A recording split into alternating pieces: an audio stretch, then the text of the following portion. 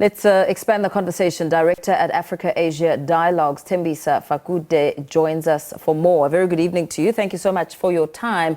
I mean, the burning economic and financial issues essentially centered around debt, pardon me, that's the wrong D. We just heard Finance Minister Enoch Godongwana also touching on the important role of the private sector when it comes to financing.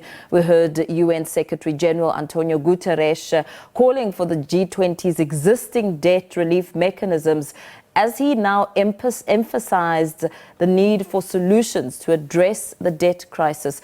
What do you make of this conversation and the importance of debt within the G20? Well, I hope it's not an empty talk. I hope something serious is going to happen and the poor countries who still suffer from the historical debt will get some sort of relief. But from where I sit, I'm a bit, I'm not very optimistic that something's going to happen, given that African countries are continuing or continue to approach the lending platforms to fund some of their projects, including the just energy transition that we are all being sold and encouraged to undertake. Most of that money that's going to be coming our way, it's not going to be free or grants. These are loans that are coming our way, and we have to pay this money back. Most of the African countries are still struggling paying back the COVID loans that were granted to African countries. So, notwithstanding the rhetoric and the positive rhetoric coming from the UN Secretary General, I'm a bit skeptical of celebrating, at least not yet. You say you're not optimistic that something will happen. As we look and try and examine the G20 decisions that will come out of this, it's not binding. It's not a binding body, but it operates on principles of collective action. How effective, according to history, are the negotiations and the decisions that come out of these discussions? They've never been effective. I mean, the only positive thing, of course, that they've added now the AU. But their commitments are not binding. And with Donald Trump coming in, being unpredictable, I'm not quite sure whether we are going to get what we expect to get from the G20. It's, of course, prestige for us as an African country and South Africa to be hosting this very important event, which will culminate in heads of states coming to South Africa and having that photo opportunity. But other than that, I don't really think that will achieve much.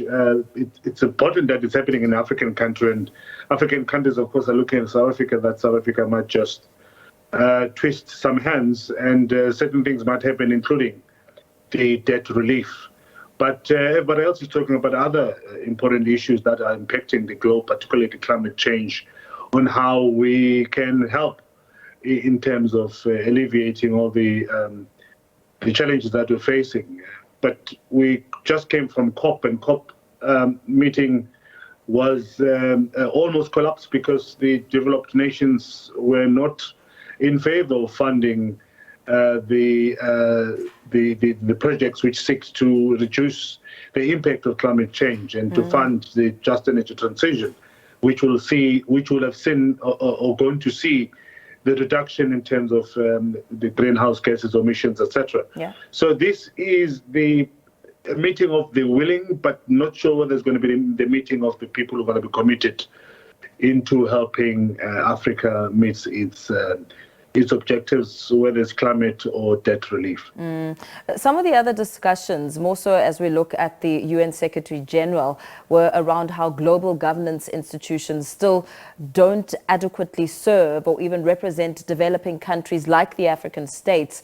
What role do you think the international community can then play in commitments to correct the serious injustices of colonial legacy in Africa?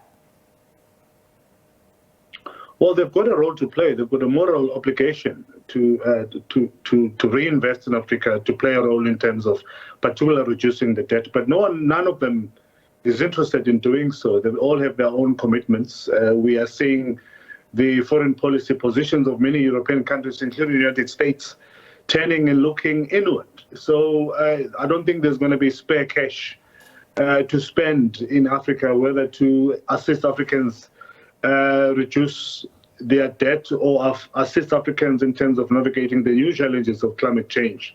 Because these countries have promised their constituencies that they'll be looking at their own internal problems, which are dire, by the way, particularly in Europe, with economies that are not doing well. In the United States, similarly, Donald Trump has promised all sorts of things to the Americans when he assumes office. So we are facing some really serious challenges and competition with domestic economies from the traditional donors and funders of African projects. So with some of the issues that you're touching on, global uncertainty, war, insecurity, as the most significant geopolitical trends at the moment, do you believe that a successful G20 is possible? G20 is going to be successful. And I think the success of G20, at least for some of us who've never had a preview of all of these meetings that have been scheduled, I looked at the schedules that were circulated by the Department of International Relations and Cooperation. For many of us, G20 meant that final photo opportunity and the attendance of heads of state, led by, amongst others, United States over the years. So it's going to be successful if we are going to use the same measurement in judging the success of the G20. But whether it will change the status quo when it comes to economics and politics of the African countries, I don't think so. I think for South Africa is, again, as I've said, it's prestige. It's an important thing to do as an African country, to be honored to do this. But whether you're going to have concrete results and objectives being met, I'm very skeptical that that's going to happen, because it hasn't happened in the past. The past G20 in Brazil also did not really deliver tangible results. So as we try and get a better sense of what exactly is in it for South Africa, we know that South Africa's target is around, inclusive growth, industrialization, employment, and the conversation on inequality. With the Sherpas guiding this process, how do you think these robust discussions are going to move the needle a little bit, steer the agenda, and result in something? I mean, there's got to be something, especially looking at the dire situation South Africa's economy is currently facing.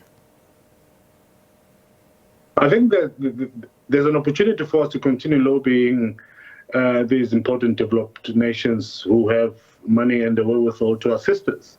But again, this is a platform that's not, the platform whose commitments and agreements are not going to be binding. So it's mainly going to be African countries led by South Africa trying to lobby and push a certain agenda and convince these developed nations that it's good for them to do business in Africa. But I don't see a block commitment coming from G20 that will